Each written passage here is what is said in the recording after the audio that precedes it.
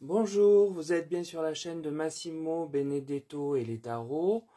Je vous retrouve pour un tirage qui me semble important, qui traite la réforme des retraites, afin de savoir si la majorité au pouvoir va ou non plier sous les manifestations que l'on connaît ces derniers temps et qui ont un impact, en tout cas une ampleur peu égalée, puisqu'il y a près de 30 ans, a priori, d'après ce que j'ai entendu, depuis 1995, jamais autant de monde n'est descendu dans la rue pour manifester. Donc j'ai demandé aux tarots et aux oracles quelles sont les possibilités que le gouvernement modifie avec ampleur le texte relatif à la loi sur les retraites suite au mécontentement populaire. Alors à ce sujet, le tirage du tarot de Marseille me donne l'arcane du pendu. Cet arcane évoque que tout est bloqué dans le sens où le gouvernement ne bouge pas et ne veut pas de changement d'importance sur les demandes majeures de modification du texte. Suit la lame de l'empereur.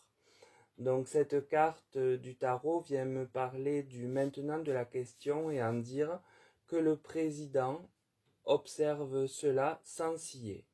Il est là, au centre, il regarde et, et puis il assure sa posture sans difficulté.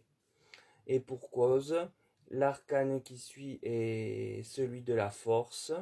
Donc ce dernier que l'on sait déjà très protégé, a la force avec lui, ce qui lui donne de l'assurance sur la loi que son gouvernement a mise en œuvre.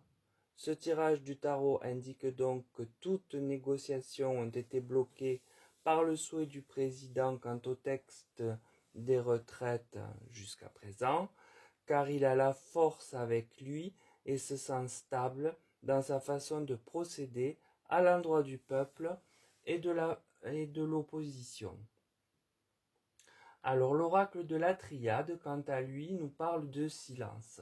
La carte ici vient nous dire et nous remémorer que bien depuis les manifestations, les deux manifestations programmées importantes de janvier de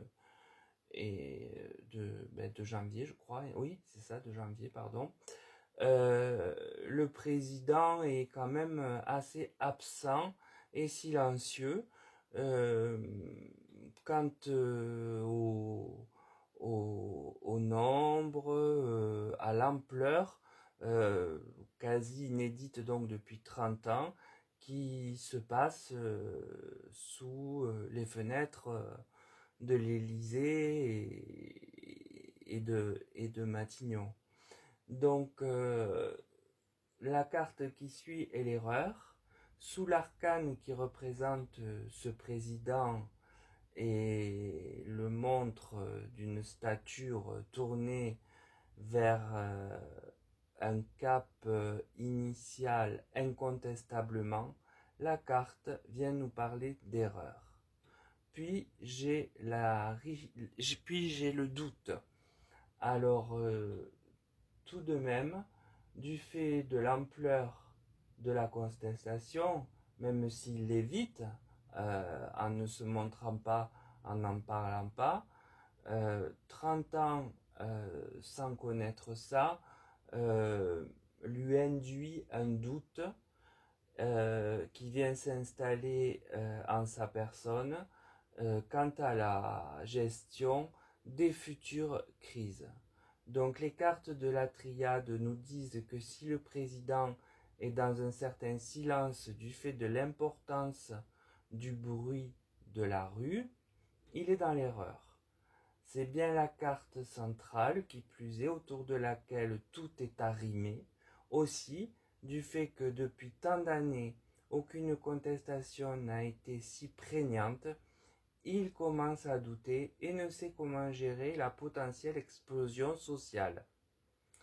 Alors le tirage de l'oracle Béline, lui, nous parle de trahison. Le risque, ici, en reprenant la question posée, montre que l'on pourrait, nous le peuple concerné, être trahi par l'exécutif afin de passer la loi en douce. Je ne dis pas en force, je dis en douce. Je ne sais pas comment, je ne sais pas quelle est la trahison utilisée, mais en tout cas, il y a cette notion de trahison envers nous qui ressort et qui est une des plus mauvaises cartes de l'oracle Béline, comme je vous le dis à chaque fois. Puis j'ai l'étoile de la femme.